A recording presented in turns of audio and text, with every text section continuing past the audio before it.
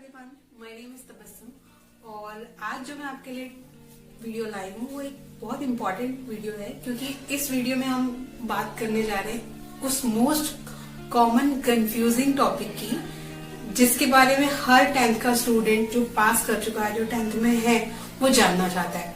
तो वो टॉपिक क्या है? वो टॉपिक ये है कि आप अपना सब्जेक्ट, अपना स्ट्रीम कैसे चूज करेंगे। अब इस स्ट्रीम चूज करने के लिए आपको बहुत सारे लोग एडवाइस देते हैं। कोई आपसे कहता है कि अरे इस स्ट्रीम को चूज करो, इसमें बहुत अच्छा करियर है, या इस स्ट्रीम को चूज करो, वहां पे बहुत ग्रोथ है, या आपके किसी दोस्त ने कोई सब्जेक्ट चूज कर लिया है और आपको लगता है कि अरे मेरे दोस्त ने कर लिया तो मुझे भी कर लेना चाहिए। तो इन्हीं सारे कंफ्यूजन को दूर करने के लिए मैं आपके लिए ये वीडियो लाई हूं और अगर आप इस वीडियो को देख लेते हैं तो मैं आपको ये श्योरिटी देती हूँ कि आपको अपना सब्जेक्ट चूज करने में बहुत मदद मिलेगी। तो चलिए वीडियो को स्टार्ट करते हैं।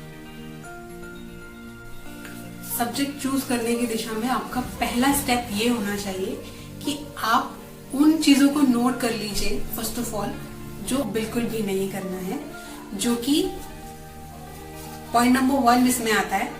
वो ये है कि आप किसी से इन्फ्लुएंस्ड होके किसी सब्जेक्ट को चूज मत कीजिए।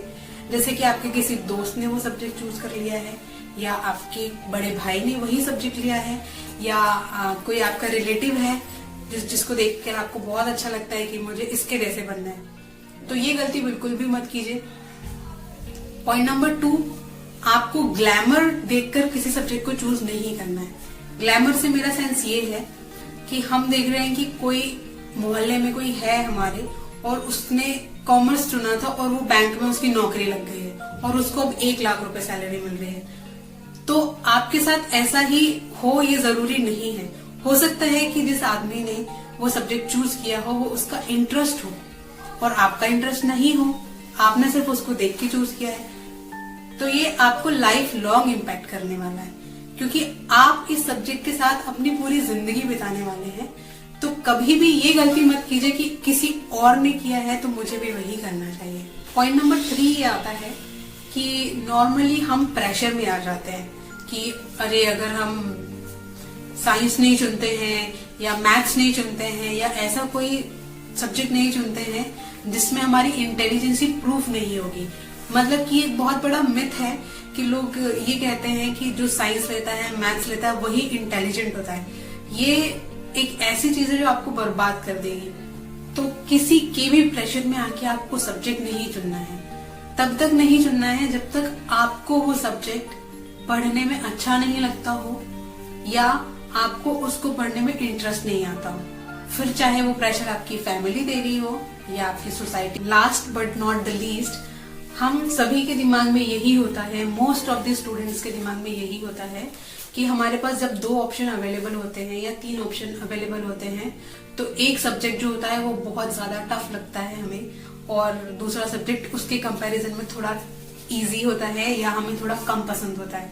तो हम टफ वाले को छोड़ देते हैं और कम पसंद वाले और थोड़े इजी सब्जेक्ट को चूज कर लेते हैं।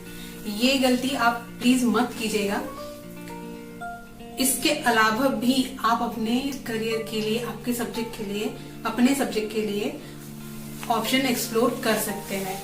बस आपको थोड़ी मेहनत करनी पड़ेगी। इसी कड़ी में एक पॉइंट और जोड़ना चाहूंगी मैं कि नॉर्मली ये बच्चों के दिमाग में बहुत ज्यादा डाउट होता है कि हमारे इस सब्जेक्ट में ज्यादा मार्क्स आते हैं या हमारा ओवरऑल परसेंट 95% जा रहा है तो हम कैसे आर्ट्स चूज कर सकते हैं। ये आपकी इंटेलिजेंसी का प्रूफ नहीं बताता है। अगर आपके ज्यादा मार्क्स आए हैं तब भी, और अगर आपके 33.33% मार्क्स आए हैं तब भी आपको अपनी स्ट्रीम चुनने से पहले अपना खुद का एनालिसिस करना बहुत जरूरी है। ये जान लिया है कि आपको क्या नहीं करना है, उसके बाद बारी आती है आपको क्या करना है। तो ये है हमारा स्टेप नंबर 2। तो स्टेप नंबर 2 में हम क्या करने जा रहे हैं कि हमें उन चीजों की लिस्ट बनानी है जो हमारा इंटरेस्ट है। याद रखिए, आपको उन चीजों की लिस्ट बनानी है जो आपका इंटरेस्ट है। सिर्फ मैथ्स, कॉमर्स या आर्ट्स आपका इंटरेस्ट नहीं हो सकता है। इसके अलावा भी आपके कई सारे इंटरेस्ट हो सकते हैं, जैसे कि डांस आपकी इंटरेस्ट या आपकी हॉबी हो सकती है, आपका इंटरेस्ट होम डेकोरेशन हो सकता है, आपका इंटरेस्ट म्यूजिक हो सकता है, या फिर आपका इंटरेस्ट कुकिंग भी हो सकता है, या आपका इंटरेस्ट ये हो सकता है कि आपको घूमना पसंद है। उन्हीं चीजों की लिस्ट बनानी है जो वाकई में आपको पसंद है। अब बारी आती है स्टेप नंबर 3 की। स्टेप नंबर 3 में आपको करना ये है कि आपने जो लिस्ट बनाई है उसमें उन टॉपिक्स को चूज कीजिए या अपने उन इंटरेस्ट को चूज कीजिए जो आप लाइफ लॉन्ग कर पाएंगे।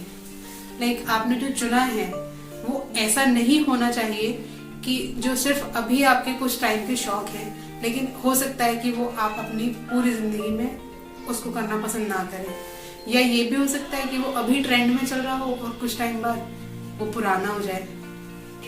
तो बहुत ही स्पेसिफिक और इंटरेस्टिंग चीजों को अपनी लिस्ट में रखिए और जो रिमेनिंग है उनको अपने लिस्ट से हटा दीजिए।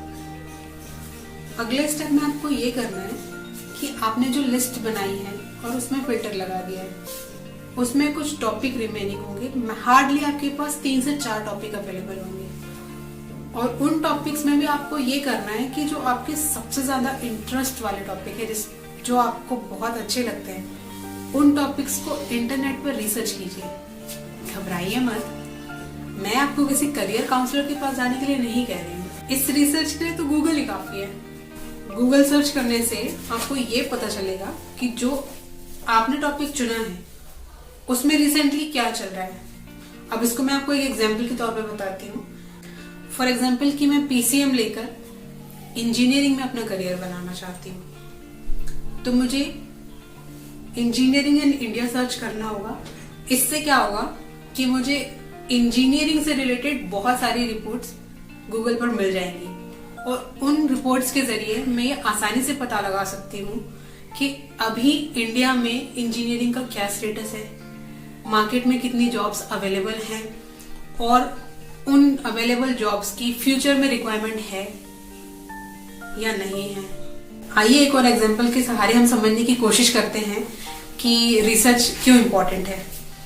मान लीजिए कि मैंने पीसीएम लिया, मैंने 11th और 12th पास कर ली। अब मैंने उसके बाद इंजीनियरिंग में एडमिशन भी ले लिया।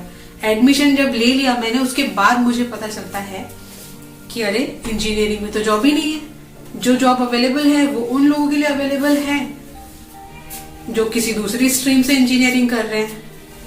तो अब मेरे पास कोई ऑप्शन नहीं बच जाता है। मैंने अपने 3 साल लगा दिए, 11th 12th, और अब मैंने इंजीनियरिंग में एडमिशन भी ले लिया है। अब मेरे पास वापस जाने का कोई रास्ता नहीं बचता है। हाँ, अगर मैं ये ना सोचूं कि मेरे 3 साल बर्बाद हो गए हैं और मैं शुरू से शुरू करना चाहूं, तब मैं ये डेफिनेटली कर सकती हूँ, लेकिन ये एक सिंपल प्रोसेस नहीं है। तो अगर आप ये चाहते हैं कि आपके टाइम बर्बाद ना हो और आप एक सही डायरेक्शन में जाएं, तो प्लीज रिसर्च कीजिए। ये आपका टाइम और आपके पैसे दोनों बचाएगा। वैसे तो रिसर्च के कई सारे तरीके हो सकते हैं, लेकिन अगर आप चाहते हैं कि आपको रिसर्च करने का एक प्रॉपर प्रोसेस डिटेल में पता करना है, तो प्लीज कमेंट करके बताइए। हम इस टॉपिक से रिलेटेड आपके लिए अलग से वीडियो बना देंगे। सब्जेक्ट चुनने की दिशा में ये आपका एक आखिरी स्टेप होगा, लेकिन ये स्टेप भी उतना ही इम्पोर्टेंट है जितने कि मैंने आपको बाकी सारे स्टेप्स बताए हैं। आपको अपने फील्ड से रिलेटेड किसी बंदे से बात करनी है। बंदे से बात करनी है, वो कोई भी बंदा हो सकता है, या वो एक्सपर्ट हो सकता है, या वो आपका कोई सीनियर हो सकता है, या वो ऐसा कोई बंदा हो सकता है जो उसी फील्ड में काम कर रहा है। हम एक्सपर्ट्स या किसी उसी फील्ड के बंदे से आपको बात करने के लिए इसीलिए कह रहे हैं क्योंकि वो आपको उस फील्ड की रॉ नॉलेज देगा। रॉ नॉलेज से सेंस ये होता है कि वो बंदा आपको ये बताएगा कि उस फील्ड में आने के लिए आपको कौन सा सब्जेक्ट चुनना चाहिए। अगर आपका सब्जेक्ट मैथ्स है या बायो है या लॉ है या ऐसा कोई भी मेन स्ट्रीम का सब्जेक्ट जिसके बारे में ऑलरेडी बहुत सारी इंफॉर्मेशन अवेलेबल है, तब तो आपको कोई भी एफर्ट्स नहीं लगाने पड़ेंगे। आपको बहुत आसानी से सारी डिटेल्स, सारी इंफॉर्मेशन मिल जाएंगी। लेकिन अगर आपने किसी ऐसे फील्ड को अपने करियर के तौर पे चुना है जो आमतौर पर लोग नहीं करते हैं, जो आपके या जो मेन स्ट्रीम से अलग होता है, जैसे कि पेंटिंग हुआ, होम डेकोरेशन हुआ, या ब्यूटिशियन हुआ, या ऐसा कोई भी अलग टॉपिक जो सामान्यतः लोग नहीं करते हैं। तभी आपको ये करना है कि आपको इसमें थोड़ी ज्यादा रिसर्च करनी पड़ेगी, थोड़ी सी ज्यादा मेहनत लगेगी, लेकिन ये मेहनत आपके बहुत काम आने वाली है। क्यों काम आने वाली है कि आप अगर उस इंसान से मिलते हैं तो वो आपको उस फील्ड के एडवांटेजेस और डिसएडवांटेजेस आसानी से बता पाएगा।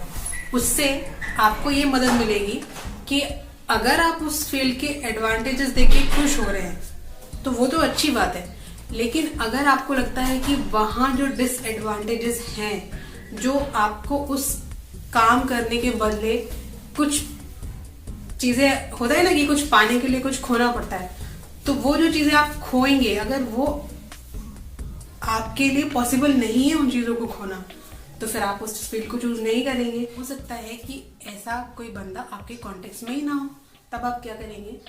तो आप सबसे इजी वे ये कर सकते हैं कि YouTube पे जाइए और अपनी फील्ड से रिलेटेड कुछ एक्सपर्ट्स के या कुछ बहुत फेमस लोगों के इंटरव्यूज देखिए। वो अपनी लाइफ में क्या क्या उन्हें सेक्रीफाइस करना पड़ा उस मुकाम तक पहुंचने के लिए, वो आपको बहुत इजीली समझ आ जाएगा। अपनी फील्ड के एक्सपर्ट का जब आप इंटरव्यू देखते हैं तो उनकी लाइफ की जर्नी, उनके स्ट्रगल, उन्होंने जो भी कमाया है या उनका जो भी मुकाम है, वो देख के आपको ये बहुत आसानी से पता चल जाएगा कि आपको ये फील्ड चुननी चाहिए या नहीं चुननी चाहिए। अगर आपको हमारा वीडियो अच्छा लग रहा है तो please like, share and subscribe कीजिएगा।